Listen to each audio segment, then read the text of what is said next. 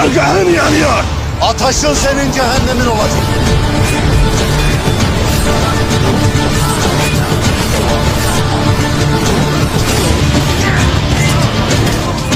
बिस्मिल्लाहिर्रहमानिर्रहीम। नाज़रीन, हम इस वीडियो में 2 पॉइंटों के हवाले से बात करते हैं।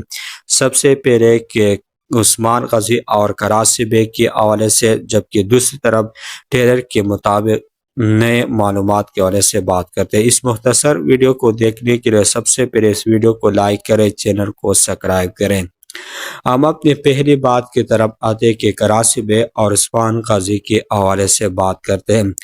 जैसे कि आप लोग जानते हैं कि हमने सीजन 5 के दरमियान याकूब बे को उस्मान गजी के रास्ते में आने की कोशिश करता था, और इसी तरह से कराची बे सीजन 6 के दरमियान उस्मान गजी को रास्ते आने की कोशिश करेगा और उनके लिए मुश्किलात पैदा करके उस्मान गजी को बड़ी जान में फंसाने की कोशिश करेगा।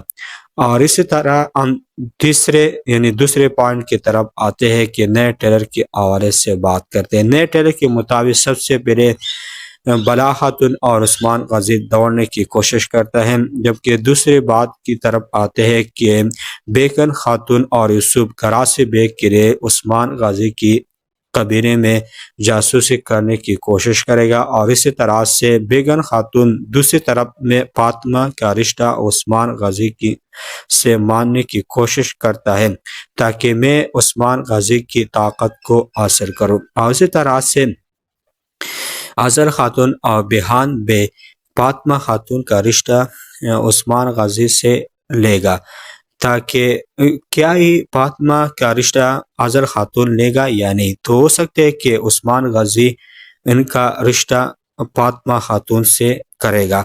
और इसी तरह से तीसरे पॉइंट की तरफ आते हैं कि कमांडो लुकास और उलपरी को देखा है, तो क्या कमांडो लुकास उलपरी पर इत्तेमाद करेगा?